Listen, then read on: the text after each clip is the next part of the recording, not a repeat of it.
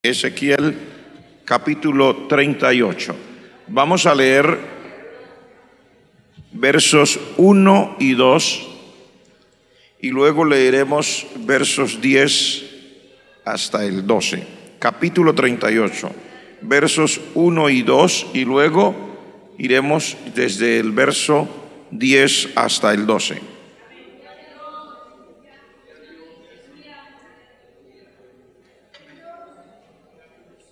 Vino a mí palabra de Jehová diciendo: Hijo de hombre, pon tu rostro contra Gog en tierra de Magog, príncipe soberano de Mesec y Tubal, y profetiza contra él. Verso 10. Así ha dicho Jehová el Señor: en aquel día subirán palabras en tu corazón, y concebirás mal pensamiento, y dirás: subiré contra una tierra indefensa, iré contra gentes tranquilas que habitan confiadamente. Todas ellas habitan sin muros y no tienen cerrojos ni puertas, para arrebatar despojos y para tomar botín, para poner tus manos sobre las tierras desiertas ya pobladas y sobre el pueblo recogido de entre las naciones, que se hace de ganado y posesiones, que mora en la parte central de la tierra. Te damos gracias, oh Dios, en este momento.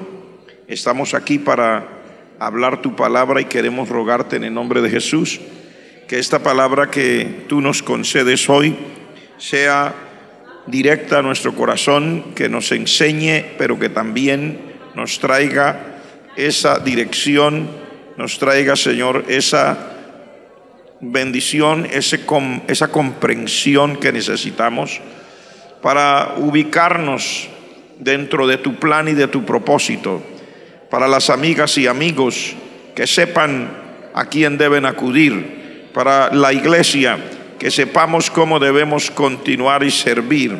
Y Señor, que tu santo nombre sea glorificado en todo. Te pedimos que nos des espíritu de sabiduría y revelación en el conocimiento de tu palabra, en Cristo Jesús.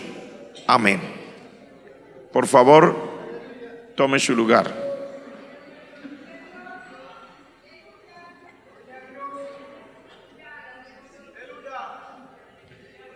¿Predijo Dios los acontecimientos actuales de Israel? Es una pregunta válida, dada la importancia y la actualidad de los acontecimientos que se están desarrollando y la tensión que causan estos acontecimientos en el mundo moderno. Es tan volátil la situación y la cantidad de información que corre que cada día llenan los titulares de los principales noticieros a través de la televisión o la prensa escrita, la radio o a través de las redes sociales. Hay 3 acontecimientos proféticos relevantes y de cumplimiento inminente de aquí a la segunda venida de Cristo. De acuerdo al plan estipulado por Dios, en el momento en que vivimos hasta que el Señor Jesucristo venga, hay 3 acontecimientos proféticos principales que se están esperando. La invasión de Gog y Magog a Israel, lo que leímos lo menciona. El rapto de la iglesia, que es mencionado en los diferentes evangelios y también mencionada en las epístolas y en el libro de Apocalipsis. Y luego la segunda venida de Cristo a reinar, que será la aparición física del Señor Jesucristo para venir a este planeta así como lo conocemos ahora, para reinar desde Israel, el Israel, y específicamente desde Jerusalén, la Jerusalén que conocemos ahora. Yo quiero, con base en esto, mirar con ustedes un momentito acerca de qué es profecía, porque ahí decimos hay 3 elementos o 3 acontecimientos proféticos. ¿Qué es profecía? Es una predicción de parte de Dios de hechos concretos con detalles específicos antes de que esto ocurra. O como lo dijo un erudito, profecía vendría a ser entonces la historia dicha antes de que suceda. Él lo dijo de una manera más fácil, yo lo digo de una manera comprensible. Profecía es una predicción de parte de Dios de hechos concretos con detalles específicos antes de que esto ocurra. Cuando decimos detalles específicos, puede hablar detalles de tiempo, detalles de lugar, detalles de personas o reinos o gobiernos, estilos específicos, etc. En esta conferencia no pretendemos estudiar la profecía a la luz de los acontecimientos actuales, sino al contrario, lo que pretendemos es estudiar los acontecimientos actuales a la luz de la profecía bíblica. Porque no es la profecía bíblica la que se ajusta a los acontecimientos actuales. Es que cada acontecimiento que está sucediendo o que suceda se ajustará indiscutiblemente a un plan predeterminado por Dios para la humanidad. La palabra de Dios y las profecías, yo quiero en esto hacer esta aclaración, la palabra de Dios y la profecía nos brindan a nosotros un panorama global, completo, del plan de Dios para la humanidad desde el principio hasta el fin. O sea, cuando usted mira la palabra de Dios y la profecía, desde Génesis hasta Apocalipsis, le brinda a usted un panorama completo de la raza humana y de su paso por este planeta y el final, etcétera, de principio a fin. Digamos, en otras palabras, es un plan completamente ordenado, predeterminado, con actores específicos, acontecimientos específicos y resultados específicos, predicho por Dios, que dentro de eso se enmarca la raza humana. Entonces, ¿por qué lo explicamos de esta manera? Porque al entender la profecía, ella nos muestra en qué parte, en qué momento de ese plan nosotros estamos viviendo o nos encontramos, y así resolvemos dudas, resolvemos sobresaltos y temores que nos produce el ver los acontecimientos actuales como algo suelto. O sea, si vemos los acontecimientos actuales como algo suelto, entonces nos podría afectar de acuerdo al antojo de los actores del momento.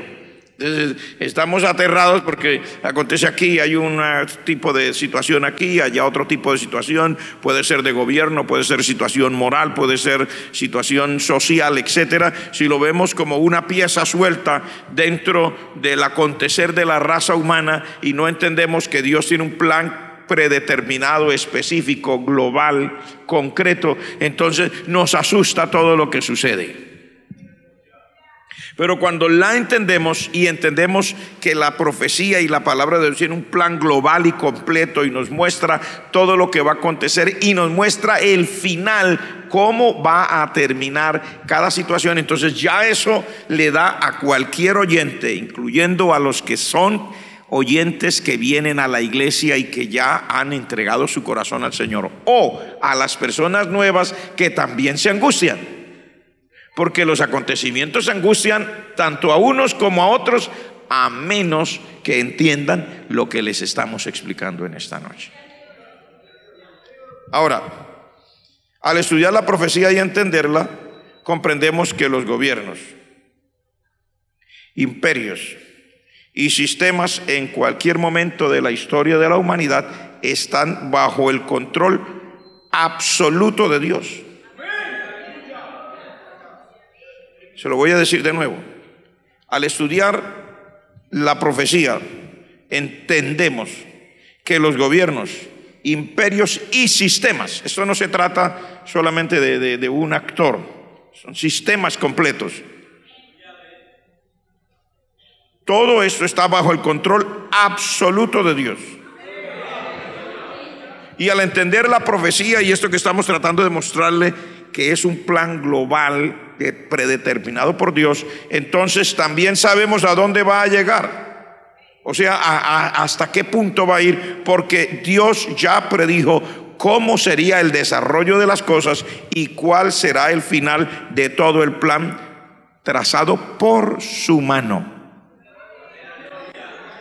Es importante entonces que usted y yo entendamos esto.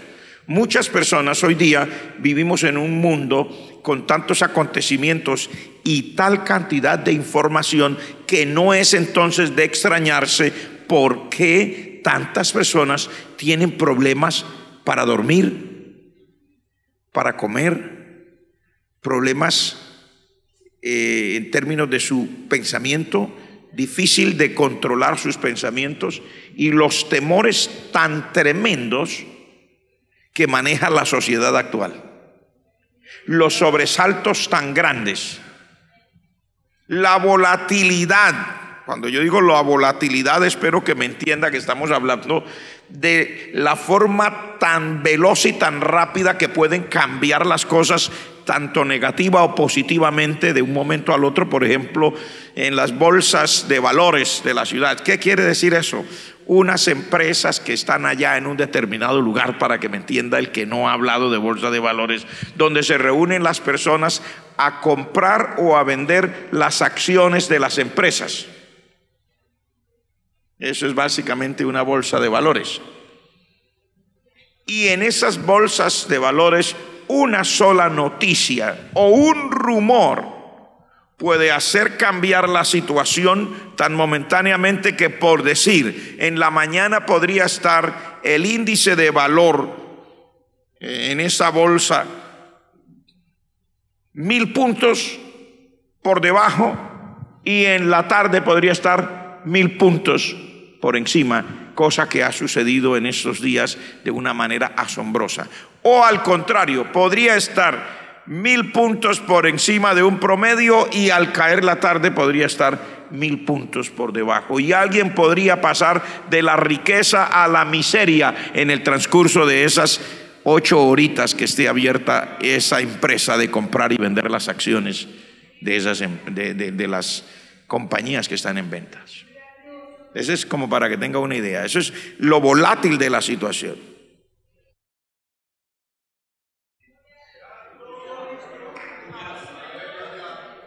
Espero que mis oyentes, tanto aquí como los que nos oyen a través de la radio, entiendan que Dios tiene programadas las cosas, que usted no tiene por qué enfermarse al oír todo lo que pasa, porque déjeme decirle que ya todo está determinado por la mano de Dios y determinado con anticipación, y cada una de las cosas que suceden son parte de un programa diseñado por Dios, y nadie podrá ir más allá de la parte que le corresponda en la vida, ni como persona, como diría alguien, de a pie, o sea, una persona del común, ni tampoco como gobernante, ni tampoco como partido político, ni como sistema. No podrá ir más allá, sino hasta donde ya Dios tiene predeterminado que puede llegar. Y tampoco podrá dejar un vacío en la parte que le corresponda dentro de ese plan, llámese parte positiva o negativa, porque habrá quienes tienen que cumplir una parte positiva y habrá quienes tienen que cumplir una parte negativa. A Faraón le tocó cumplir una parte negativa. No había manera de escaparse y llegó a hundir completamente a Egipto en la ruina. Muy bien. Entonces, ya para salir de allí, les daría únicamente el ejemplo del libro de Daniel, para que usted vea que Dios sí tiene un plan predeterminado y lo ha mostrado a la gente, a la raza humana. No con 2 años de anticipación, no con 10 años de anticipación, o por ser un buen analista político decir de aquí a 10 años va a pasar esto. No, realmente una profecía. Le voy a mencionar un caso específico. Daniel capítulo 2, a partir del verso 37 al 44, habla de un sueño que era una profecía que tuvo un gran rey llamado Nabucodonosor. El rey o emperador de Babilonia, porque realmente Babilonia ejerció un dominio que fue un imperio. Y a ese rey Dios le mostró un sueño, y mire cómo decía el sueño. Veía una gran imagen. Su cabeza era de oro, su pecho y sus brazos eran de plata, su vientre y sus muslos eran de bronce, sus piernas y sus pies eran de hierro, y los dedos de sus pies eran en parte de hierro y en parte de barro cocido. Ese fue el sueño. Y luego dice: y vi en el sueño que una gran piedra que fue cortada no con mano, una piedra que fue cortada no con mano, vino hasta la estatua o la imagen, la golpeó en los pies y desmenuzó el hierro, el barro cocido y todo lo demás, y esa piedra llegó a ser un gran monte que llenó toda la tierra. Ese fue el sueño, y realmente era una profecía, y el profeta Daniel se la explicó y le dijo: mire, yo estoy haciéndolo rapidísimo. La cabeza de oro es usted, Babilonia, y usted como rey. Luego, pecho y brazos de plata, otro imperio que vendrá detrás suyo, que será inferior al suyo, que era el imperio de los persas. Luego dice: el vientre y los muslos eran de bronce. Es un imperio inferior a ese, que era el imperio de los griegos. Y luego le dijo: después uno de hierro, las piernas y los pies de hierro. Y le dijo: y de último uno que de hierro con barro cocido, que era parte de los pies ya de hierro y barro cocido, que estaba como mezclado, y ese era otro imperio. Entonces el imperio de hierro simbolizaba el imperio romano, y el imperio, los pies de hierro revuelto con barro cocido, estaban simbolizando al gobierno o al imperio romano revivido. Y luego dice: y una piedra que fue cortada no con mano, o sea, una piedra que no era traída por mano humana, vino hasta la imagen, la golpeó y se desmenuzó todo. Se desmenuzó el barro cocido, el hierro, el bronce, la plata y el oro, y fueron como tamo que arrebata el viento, y esa piedra se volvió un gran monte y llenó toda la tierra. ¿De qué estaba hablando? Que el final de todo, después de que terminaran esos imperios, aparecería una piedra. Y el Señor dice en la palabra, en el libro de la segunda epístola de Pedro: Él que fue rechazado por vosotros es la piedra principal del ángulo. Está hablando del Señor Jesucristo. El Señor Jesucristo será quien vendrá a ponerle fin a todo el desorden de la raza humana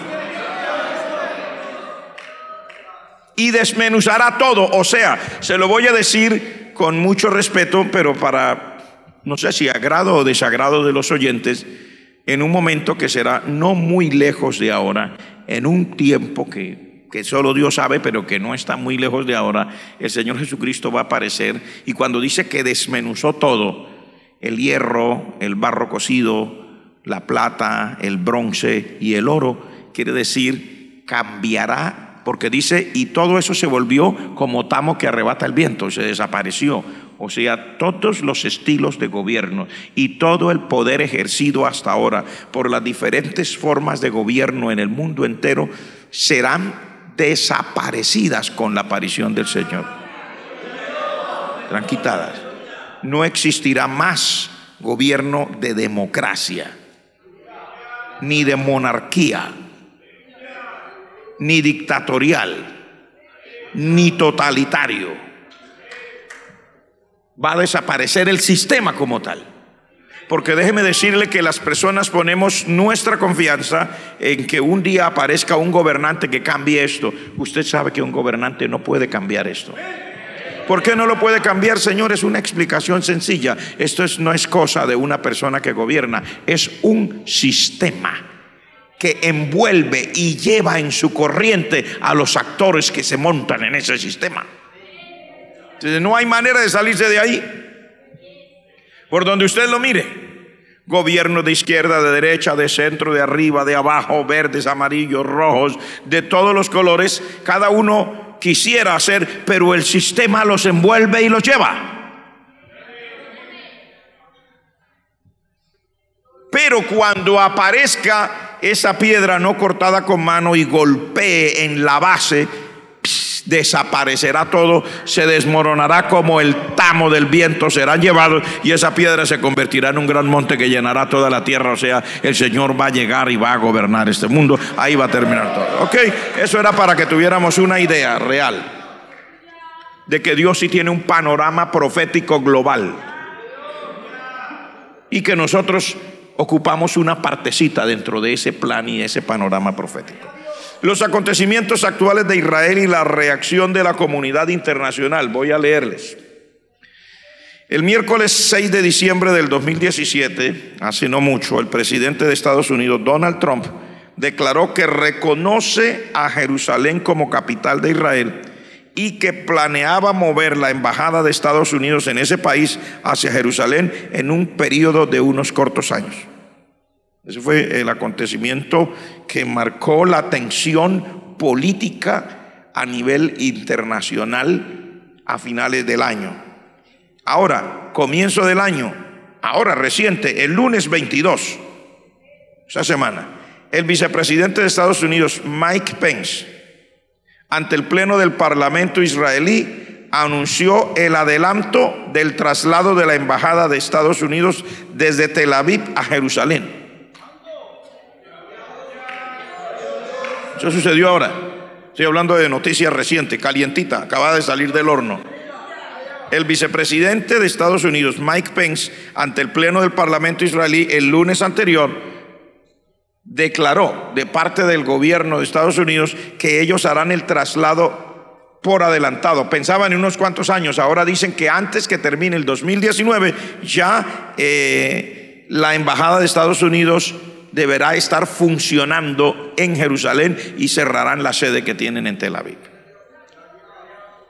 Quiero ahora mencionarles algunas de las reacciones internacionales. Que esto todo es fresco, ahora de enero del 2018. El presidente de la comunidad palestina, Mahmoud Abbas, y lo voy a decir en términos como si estuviera sucediendo ahora, pero es en tiempo pasado, va a Bruselas, esto fue hace poco, a reunirse con los ministros de Exteriores de la Unión Europea para solicitar su apoyo en la resolución del conflicto palestino-israelí y que reconozcan inmediatamente, pidiéndoles que reconozcan inmediatamente un Estado palestino que tenga a Jerusalén Oriental como capital.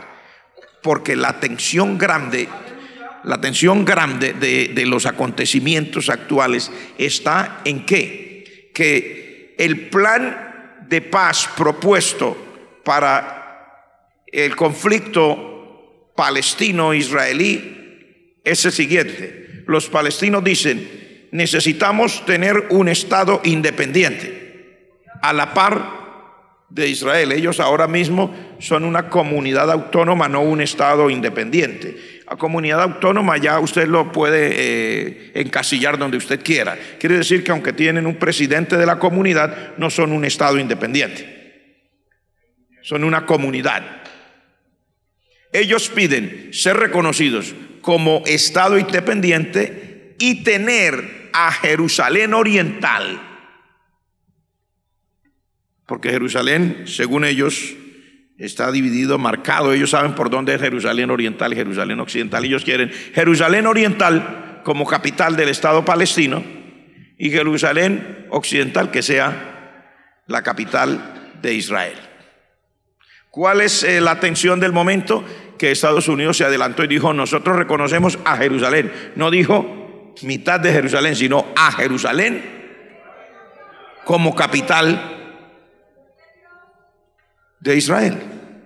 Y vamos a mover nuestra embajada para allá. La reacción de Mahmoud Abbas, que es el presidente de la comunidad palestina, es ir a la Unión Europea, moverse a Bruselas, pedir una reunión con los ministros de Relaciones Exteriores y ante ellos decirles, por favor, con urgencia reconozcan el Estado palestino y reconozcan que la mitad de Jerusalén, la mitad oriental, sea la capital de nosotros.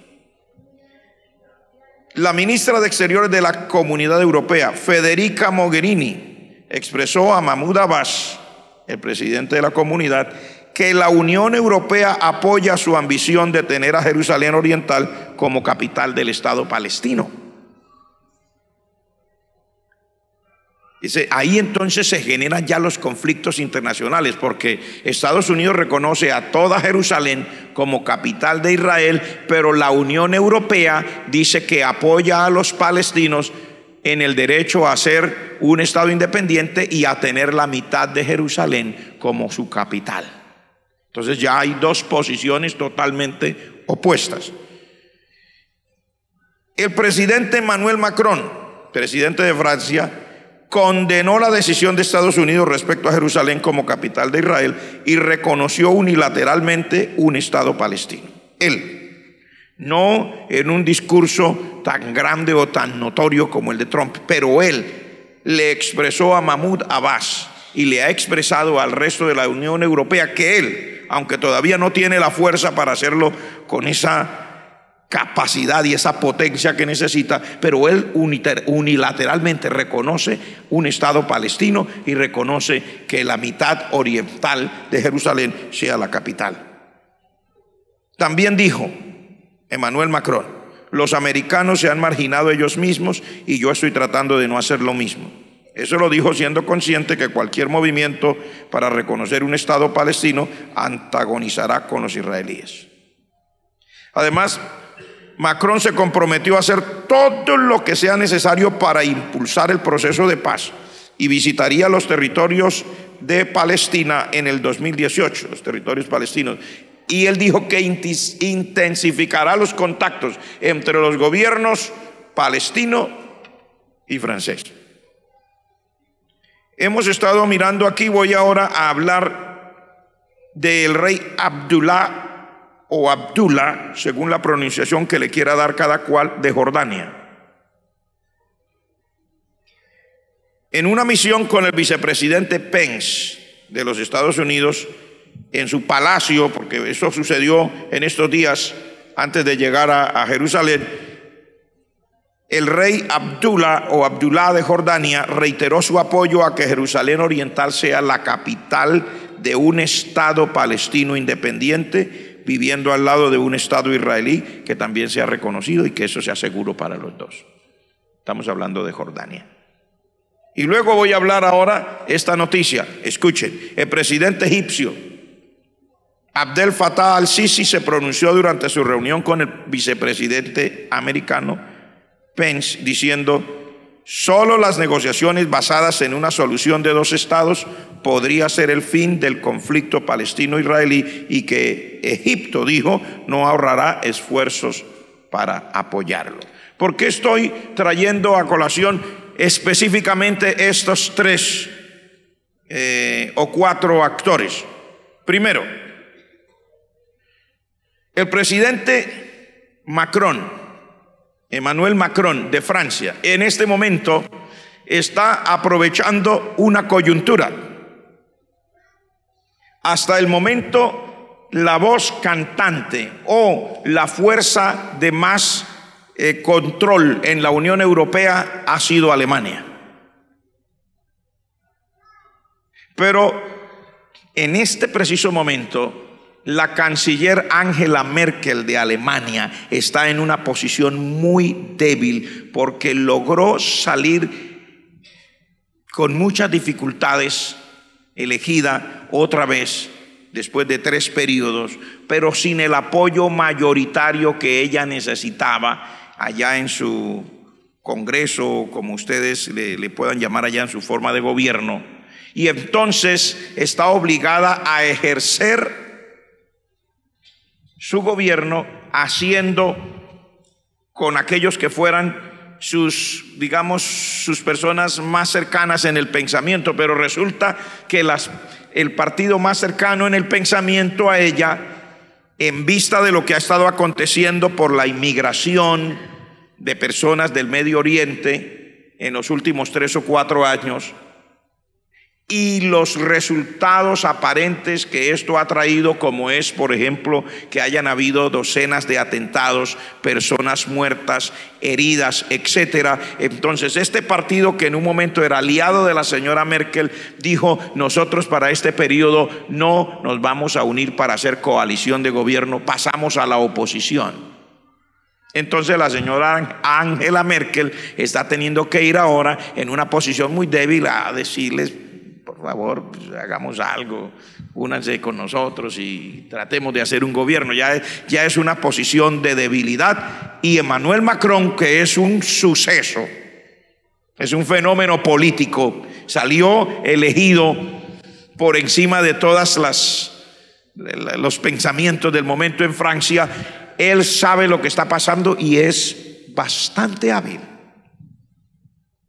Y sabe que Estados Unidos se está retirando poco a poco de lo que es el consenso internacional.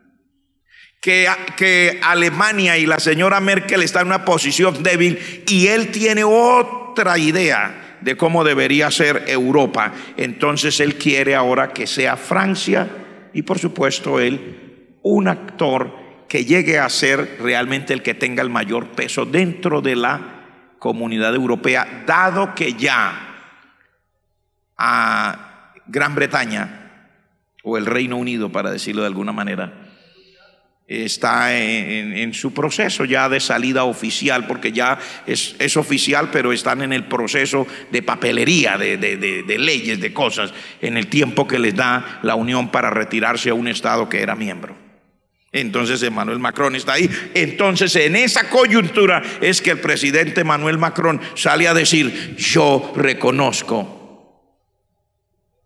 que hay un Estado palestino, y aunque sea unilateralmente, reconozco que la mitad oriental de Jerusalén es la capital de ese Estado palestino, porque Estados Unidos, con su actitud, según los analistas, ya no podrá ser más, digamos, el árbitro del proceso de paz entre los palestinos y los israelíes, porque los palestinos dijeron: ya no queremos por aquí más a Estados Unidos.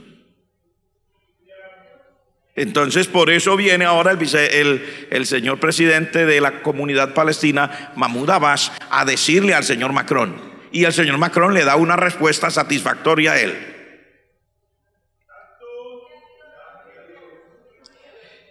Por eso hemos mencionado a él. ¿Por qué le mencionamos a la ministra de Relaciones Exteriores de la comunidad? Porque es la posición que se va oficializando de toda la comunidad europea. Y luego les mencionamos a Jordania, porque Jordania tiene mucho que ver siempre con lo que pasa en Israel. No se olvide que Jordania realmente era la que estaba en posesión de Jerusalén hasta la guerra del 67, la famosa guerra de los 6 días. Fue en la guerra de los 6 días que Israel, en medio de esa batalla y donde parecía que iba a ser aniquilado, de una manera milagrosa gana la guerra contra Jordania, gana la guerra contra los egipcios y gana la guerra contra los sirios, que lo atacaron repentinamente de una manera simultánea, y que de manera milagrosa, usted puede buscar donde usted quiera, de manera milagrosa Israel no solamente gana la guerra, se defiende de sus enemigos, sino que destruye toda la aviación de los egipcios en un gran porcentaje, destruye la mayoría de la aviación siria, destruye la mayoría de la aviación jordana, toma los territorios del Golán, toma la península del Sinaí y se queda también con lo que ahora llaman los territorios ocupados. Entonces por eso hay que ir donde los jordanos. ¿Y por qué hay que ir donde los egipcios? Precisamente, ustedes han oído, Israel en la guerra de los 6 días había tomado la península del Sinaí, y eso fue después de muchas negociaciones que devolvieron la península del Sinaí para Egipto. Pero no se le olvide que Gaza y la franja de Gaza hacen frontera con Egipto. Son los vecinos más inmediatos, los que tienen mucho que ver con la historia reciente. Por eso el vicepresidente Mike Pence hace ese tour: Egipto, Jordania y luego Jerusalén. Pero todos estos acontecimientos se los estoy dando desde el punto de vista de la historia reciente de lo que está pasando, para que tengamos una pequeña idea de cómo funcionan las cosas ahora.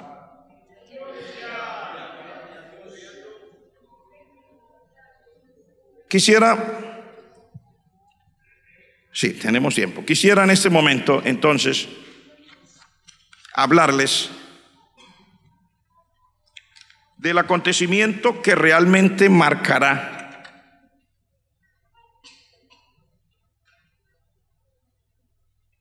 Hay 3 acontecimientos, dijimos al comienzo, dentro del plan profético de Dios, que faltan desde aquí hasta la segunda venida del Señor Jesucristo, que vendrá a Jerusalén, a Israel, para reinar. Primero, y no lo estoy diciendo que es en ese orden, sino tengo que poner alguno de primero.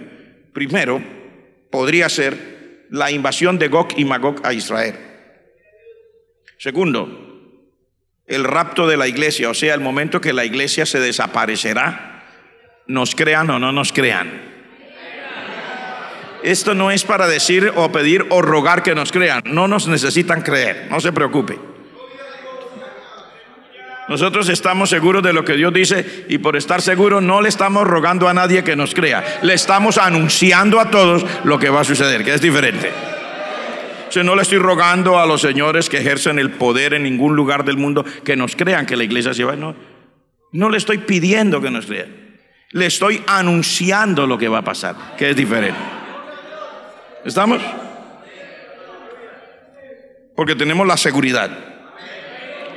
Entonces, dentro de estos 3 acontecimientos, según los estudios de los eruditos, podríamos poner en este orden: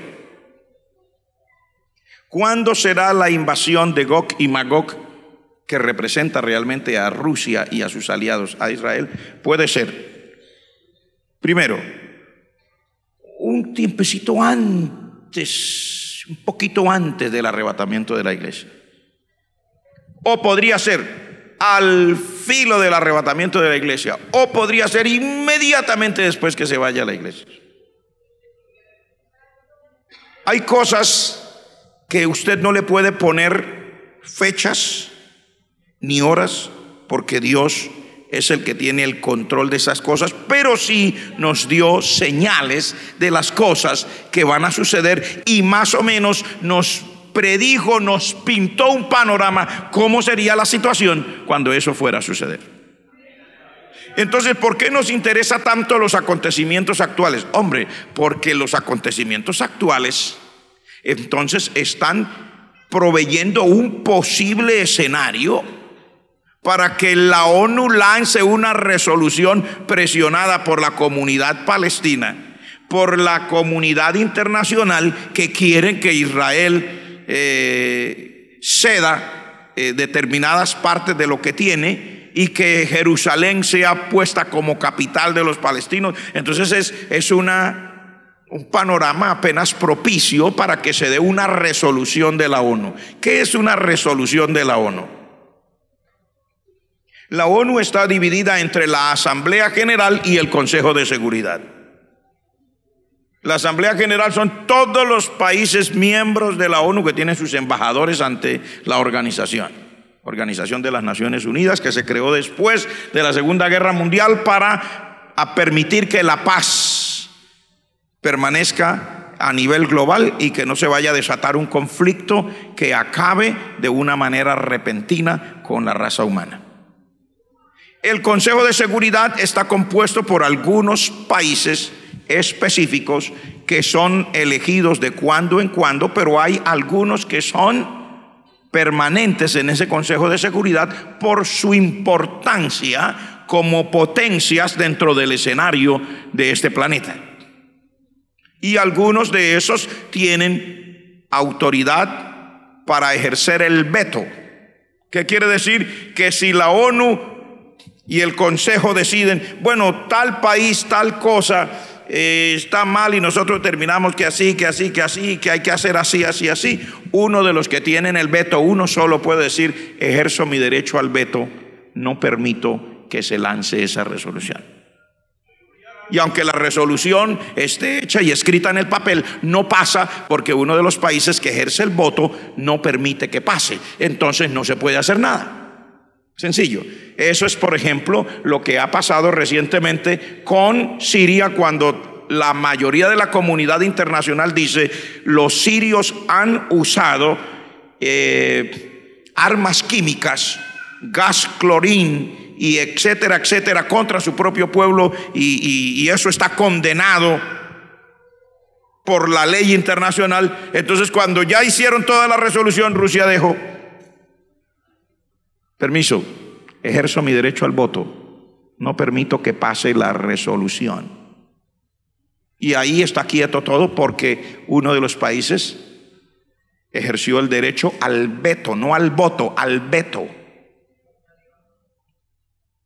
Vetar, impedir. Entre esos está Estados Unidos, está Rusia, y algunos otros, son como unos 3 o 4 que pueden ejercer ese derecho dentro de ese cuerpo del Consejo de Seguridad de la ONU. Esto, ¿por qué les explico todo esto? Porque es precisamente este escenario actual y esta tensión internacional, Estados Unidos aparentemente retrayéndose al declarar unilateralmente algo en contraposición a la mayoría del resto de la comunidad internacional.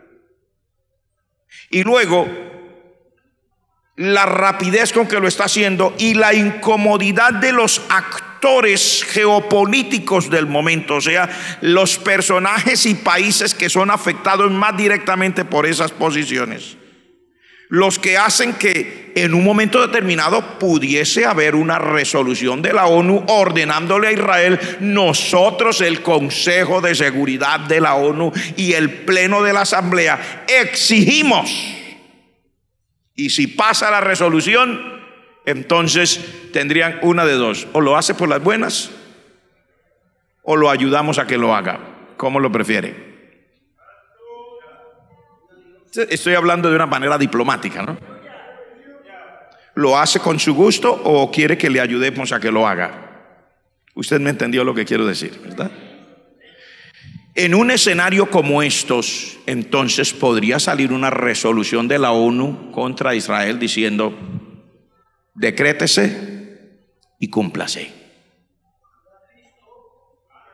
Y es precisamente eso lo que podría ser una excusa para que este actor que aparece en la Biblia, que se llama Gog, príncipe soberano de Magog y de Mesec y de Tubal, con sus aliados, hagan lo que dice la profecía bíblica. ¿Qué dice? Invadirán a Israel. Usted lo leyó conmigo al comienzo, ¿verdad? Se lo voy a leer de nuevo. Lo dice así. Se lo voy a leer de nuevo porque es la parte que leímos al comienzo. Ezequiel capítulo 38, versos 1 y 2 dice: vino a mí palabra de Jehová diciendo: hijo de hombre, pon tu rostro contra Gog en tierra de Magog, príncipe soberano de Mesec y Tubal, y profetiza contra él. Verso 10: así ha dicho Jehová el Señor: en aquel día subirán palabras en tu corazón y concebirás mal pensamiento y dirás: subiré contra una tierra indefensa, iré contra gente tranquila que habitan confiadamente, todas ellas habitan sin muros, no tienen cerrojos ni puertas, para arrebatar despojos, para tomar botín, para poner tus manos sobre las tierras desiertas ya pobladas y sobre el pueblo recogido de entre las naciones, que se hace de ganado y posesiones y que mora en la parte central de la tierra. Está hablando de ese momento. La escritura aclara que será al final, porque dice en el verso 8: de aquí a muchos días serás visitado, al cabo de años vendrás a la tierra salvada de la espada. Entonces está descrito aquí en esta parte que este será un acontecimiento para el final de los tiempos. Dice al final, al cabo de años. Entonces este acontecimiento, esto que está pasando ahora, este mover de la Unión Europea, este alinearse del presidente Emmanuel Macron juntamente con el presidente de la Comunidad Palestina, este retraerse de Estados Unidos del consenso general. Y allí salió hace poco una noticia así por las cadenas más importantes de noticias que decía: Benjamín Netanyahu y Donald Trump solos y unidos contra el mundo. ¿Por qué? Debido a la posición entre ellos dos, apoyar mutuamente para hacer algo unilateral, y dice claramente contra el mundo. Entonces es eso lo que provee un posible escenario para que pudiera salir una resolución de estas. Y entonces ahora sí, Gog y Magog, que caracteriza a Rusia, tendrían la excusa perfecta. Porque ¿quién lo hace cumplir? No, pues no hay quien lo haga cumplir. No se preocupen, nosotros ya tenemos experiencia. Fuimos a Siria, hicimos lo nuestro. Fuimos a Crimea, hicimos lo nuestro. Fuimos a Ucrania, hicimos lo nuestro. Y estamos haciendo otras cosas y tenemos suficiente, como hemos tomado bastante vitamina, estamos fuertecitos y podemos ayudar a hacer cumplir eso. Sería la excusa perfecta. Gloria al nombre del Señor. ¿Qué causas tendría Rusia para lanzar esta invasión? Recuerde que aquí, y voy a hacerlo rapidito, en este pasaje, Gog viene a ser el nombre del príncipe que dice príncipe soberano de Mesec y Tubal. Dice la tierra, Magog. Según los estudios de los eruditos, al repartir las tribus desde la antigüedad, todos coinciden en lo mismo, que Gog, Magog, Mesec y Tubal son precisamente regiones de la actual Rusia. Incluso algunos dicen que algunos de los nombres que usted oye nombrar hoy son realmente como una modificación de estos nombres: Magog, Moscú, Tubal, Tobolsk, y así sucesivamente. Estoy diciendo lo que dicen los eruditos. Todos los eruditos coinciden en que este Magog, este Mesec y Tubal de que habla aquí, está hablando de Rusia y de su príncipe de turno, el que sea. No tiene que ser ni uno ni otro. Aquí está poniéndolo en la forma como la profecía bíblica sale. Tremendo. Y no lo hace solo.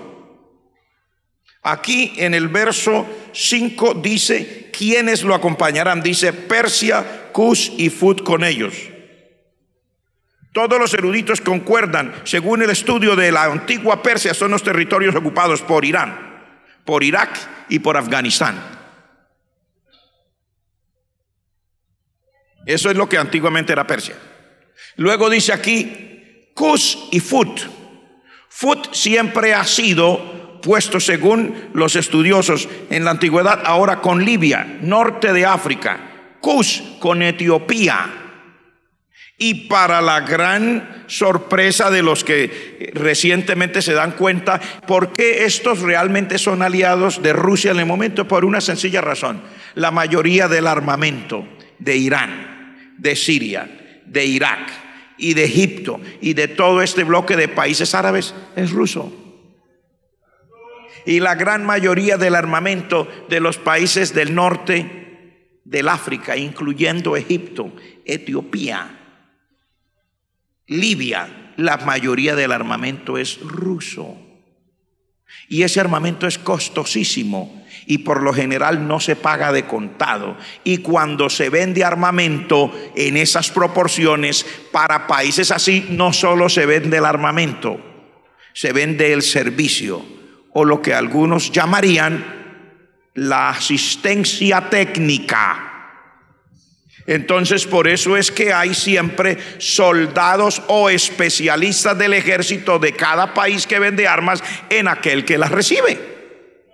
Y se aseguran de dos cosas: primero, que el armamento funcione, y segundo, que la deuda sea pagada. Entonces, cuando hay un conflicto, ¿quiénes se alinean? Se alinean por bloques. Es una cosa sencilla. Usted me debe plata, pues ¿con quién tiene que ir? Pues con el que lo está ayudando, ¿no? Siempre ha sido así, ¿no? Eso es hasta entre las relaciones aquí entre personas. Usted tiene que ser amigo de aquel que le está ayudando y que le hizo su préstamo. Si usted se vuelve su enemigo, usted ya sabe lo que le va a pasar. Ahora, no dice que solamente es este bloque de países árabes, dice también de un bloque de países orientales. Oiga lo que dice: Gomer y todas sus tropas, la casa de Togarma de los confines del norte y todas sus tropas. Está hablando, todos coinciden, Gomer y la casa de Togarma, con una gran parte de la Europa oriental. Hasta allá fueron a dar las tribus estas, y son los descendientes de ellos los que ahora conforman los países de la Europa oriental. Usted va, es la misma historia. ¿Por qué? ¿Quiénes armaron a Europa oriental? ¿De quiénes son las armas que tiene Europa oriental? Si hay un conflicto, ¿con quién se tiene que alinear Europa oriental? Pues con su proveedor de armas y con sus asistentes técnicos, y con los que le han prestado y le han dado sus armas, y a quienes ellos le deben la vida.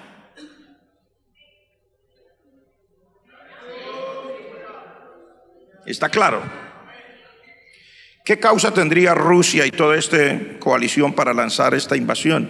Bueno, el antisemitismo u odio contra la descendencia judía o su cultura, porque el antisemitismo quiere decir exactamente eso: odio contra la descendencia judía, o sea, contra el pueblo judío o contra su cultura.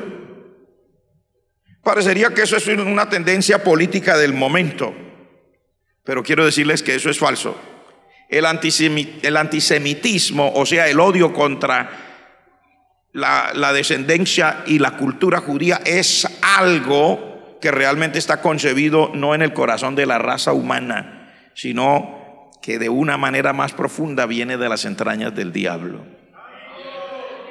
Porque eso no es nuevo. Y no es como algunos creen, que el antisemitismo es de izquierda. Falso. El antisemitismo ha sido de izquierda en unos momentos y de derecha, de ultraderecha en otros momentos.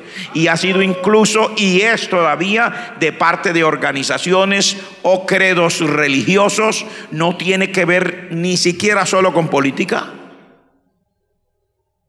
¿Está claro? Entonces, cuando hablamos de antisemitismo, contrario a lo que usted creería, ¿no? Lo que pasa es que los grupos o líneas de pensamiento políticos toman una determinada cosa que les sea útil como su caballito de batalla, como su discurso productivo. Pero en la realidad el antisemitismo no es ni una situación política del momento, ni es de izquierda, ni es de derecha, sino que el antisemitismo realmente viene desde las entrañas del diablo y es más antiguo de lo que usted y yo podemos imaginar.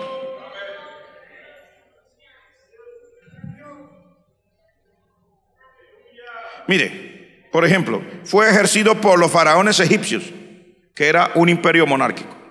Fue ejercido ese antisemitismo por Babilonia de Nabucodonosor, que era un emperador autoritario, al que podríamos decirle que era completamente de derecha. En la época moderna, en la época medieval, fue ejercido por la mal llamada Santa Inquisición. Porque la Santa Inquisición no solamente persiguió cristianos, la Santa Inquisición fue antisemita a morir. De hecho, la gran cantidad de judíos, de descendientes judíos que tenemos en Latinoamérica, son el producto de la persecución antisemita que hubo en Europa durante la época medieval. Sí, señor. Los judíos, quienes estaban siendo desheredados allá en los tiempos en que se descubrió América, para muchos se les cuenta una parte de la historia y casi nunca saben la otra parte.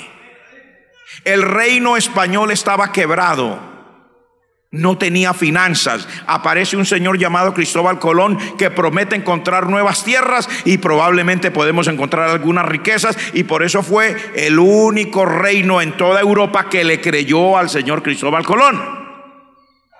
y le ofreció su apoyo. Y dice que la reina hasta vendió algunas de sus joyas para poder apoyar la empresa.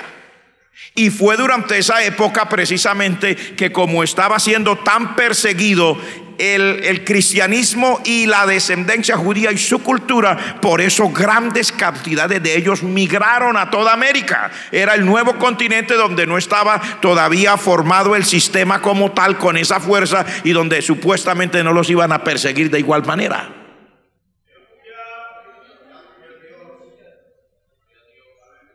¿Está claro, verdad?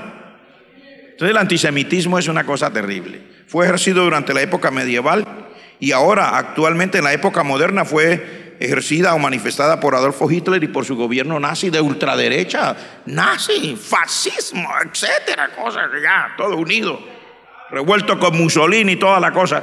Señores, esto no es ni de derecha ni de izquierda, es una cosa que sale del corazón del diablo. Actualmente se ha logrado extender y muchos lo toman como su caballito de batalla. La palabra de Dios explica en Apocalipsis, en el capítulo 12, en el verso 9, y yo voy a leer ahora para que usted tenga una idea más clara por qué realmente es toda esta situación del antisemitismo. Está escrito aquí en la palabra de Dios. Capítulo 12, verso 9. Dice: y fue lanzado fuera el gran dragón, la serpiente antigua que se llama Diablo y Satanás, el cual engaña al mundo entero. Fue arrojado a la tierra y sus ángeles fueron arrojados con él. Verso 13: y cuando vio el dragón que había sido arrojado a la tierra, persiguió a la mujer que había dado a luz al hijo varón. Y se le dieron a la mujer las dos alas de la gran águila para que volase delante de la serpiente al desierto, a su lugar, donde es sustentada por un tiempo y tiempos y la mitad de un tiempo. Y la serpiente arrojó de su boca tras la mujer agua como un río, para que fuese arrastrada por el río. Pero la tierra ayudó a la mujer, pues la tierra abrió su boca y tragó el río que el dragón había echado. Entonces el dragón se llenó de ira contra la mujer y se fue a hacer guerra contra el resto de la descendencia de ella, los que guardan los mandamientos de Dios y tienen el testimonio de Jesucristo. Esa mujer es la nación de Israel. ¿Y por qué dice el dragón se lanzó contra la mujer? Porque iba a dar un hijo, iba a dar a luz un hijo varón. Y cuando ella se dio cuenta que lo había dado a luz, el diablo se dio cuenta, entonces persiguió a la mujer. Y dice: pero a la mujer, o sea, a la nación de Israel, se le dieron las dos alas de la gran águila para que volara de delante de la serpiente al desierto. O sea, usted ya entiende todo lo que ha pasado. De alguna manera ha encontrado refugio. Pero luego dice: la serpiente arrojó de su boca tras la mujer agua como un río. ¿Para qué? Para que fuera arrastrada por el río. Pero la tierra ayudó a la mujer, a la nación de Israel, porque la tierra abrió la boca y se tragó el río que el dragón, que es el diablo, había lanzado o echado de su boca. Entonces el dragón, el diablo, se llenó de ira contra la mujer, contra la nación, y se fue a hacer guerra contra el resto de la descendencia de ella. El antisemitismo es algo nacido en el corazón del diablo. ¿Por qué? Porque el diablo sabe que de esa nación vendría el Señor Jesucristo. Eso se lo profetizó Dios al diablo, se lo dijo al diablo, se lo profetizó al diablo. Génesis. Inmediatamente que la raza humana cae, el Señor Jesucristo le dice a la serpiente: tú le vas a morder el calcañar, pero la descendencia de ella te va a aplastar la cabeza.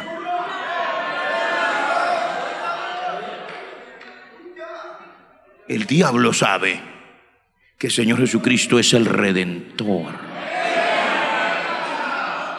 que es el Señor y que Él va a reinar,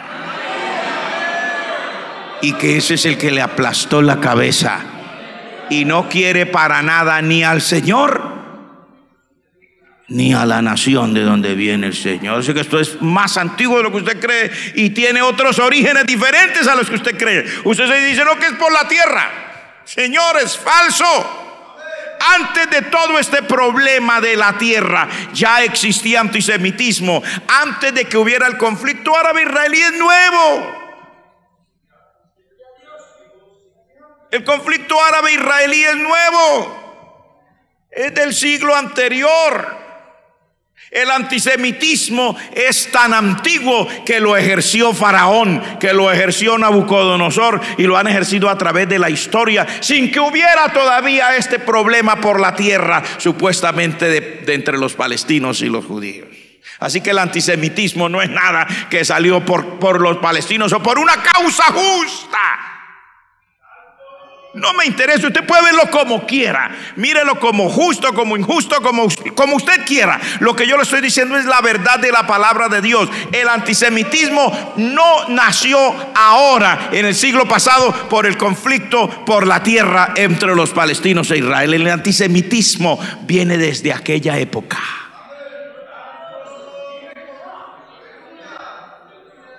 ¿Está usted aquí conmigo? ¿Cuántos me entienden eso? Estamos diciendo que esta es una conferencia profética. Predijo Dios los acontecimientos actuales de Israel. Mire, ya me queda poco tiempo y lo voy a usar porque el antisemitismo es real. Y tengo aquí una cartita que le voy a leer. La escribió un señor llamado Jorge García o José Ignacio García Hamilton. Él es argentino, de Tucumán, Buenos Aires, 18 de junio. Fue abogado, periodista, escritor, historiador, y en sus últimos años de vida fue diputado nacional por la provincia de Tucumán. Mire lo que él escribió. No estoy diciendo lo que yo creo, estoy leyéndole en este momento una carta que escribió este gran escritor, que era también por demás periodista, era un abogado, y dice así, lo publicaron, no es que lo hice, sino la publicaron el 14 de diciembre del 2016, y dice, ¿pensaron alguna vez en esto? ¿Qué haría usted en este mundo sin los judíos? ¿Qué se siente al fracasar en esta lucha contra los judíos? Y luego hace una pregunta: ¿por qué no gastan energías en algo más productivo en lugar de odiar sin fundamento a los judíos? Los judíos han sobrevivido a los egipcios, babilonias, persas, griegos, a los romanos, otomanos, alemanes, soviéticos y al resto del mundo. Dice, ¿por qué cree que se manifiestan frente a la embajada de Israel que algún día ganarán la partida contra los judíos? ¿Por qué creen los que hacen esas manifestaciones que algún día le van a ganar la partida a los judíos? Dice, a 65 años del holocausto, el pueblo judío tiene una nación floreciente y moderna en el mismo lugar que sus vecinos no consiguieron sino desierto, miseria y mucha arena. En el mismo lugar. También todos los años un judío gana un premio Nobel.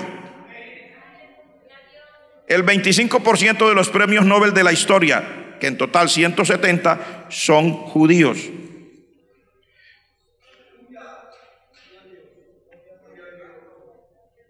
Aclaremos, dice él, no soy judío, sino católico. Dice este abogado y escritor. Dice, pero tampoco soy estúpido. Dice, Jesús era judío y nunca renunció a su judaísmo. San Pablo de Tarso era judío. La Virgen María era judía. Los 12 apóstoles, judíos. Por cierto, dice él, mis amigos socialistas enemigos de los judíos, les digo que Karl Marx era judío. Pero también lo eran los creadores filosóficos del capitalismo, Samuelson y Milton Friedman. Ahora, si jugamos en la bolsa, y está hablando de la bolsa de valores, se usan las teorías de Markowitz, que era judío. Dice, ninguno de los que se manifiesta contra Israel puede acudir a ningún psicólogo porque Sigmund Freud era judío. Además, tampoco puede tomar aspirina porque Spiro era judío. Y tampoco puede ser diabético porque el creador de la forma de administrar insulina, Karl Landsteiner, era judío. Tampoco se podrán vacunar contra la poliomielitis, contra el cólera, ni contra la tuberculosis, porque sus inventores o descubridores fueron judíos famosos. Además dice, ningún manifestante contra Israel ya se podrá vestir, porque Isaac Singer, el de la máquina de coser, era judío. Además tampoco podrán usar jeans, porque Levi Strauss era otro judío. Y Calvin Klein, Ralph Lauren Donna Karan y los famosos diseñadores de ropa son judíos. Dice, y el micrófono con el que se lanzan exabruptos contra los judíos lo inventó un judío llamado Emil Berliner. Además, un tal Philip Reis también era judío y él trabajó en los aparatos de audición que sirvieron de base para el teléfono. La primera calculadora fue idea de un judío, Abraham Stern. Las cerillas de fósforo son invento de un judío, Sansón Balobra. Por cierto, en la manifestación, nada que tenga que ver con las teorías filosóficas de Durkheim, Spinoza o Strauss, aunque sean fundamentales por nuestra sociedad. Porque Kafka era judío, Albert Einstein era judío, Ana Frank era judío. Además, por favor, no utilicen Google porque sus creadores Larry Page y Sergey Brin son judíos.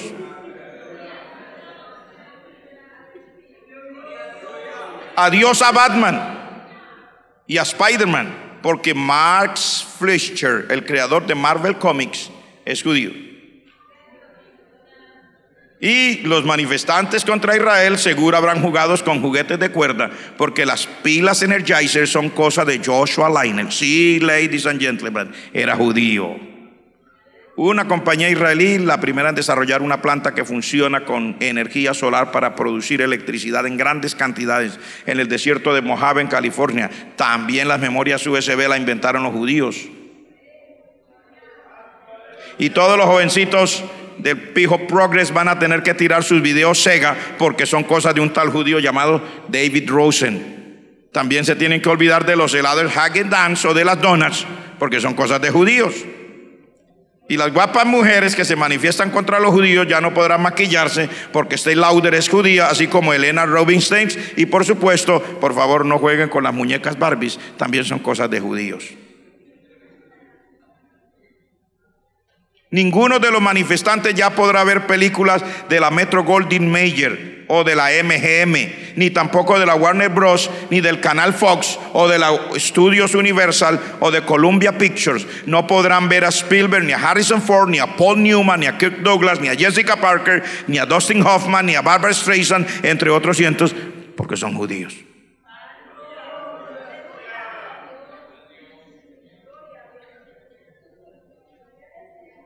Y les dice en un tono satírico: por favor, señores progresistas del mundo, dejen de ensuciarse las manos con productos judíos, pero medio mundo se lo debemos a ellos.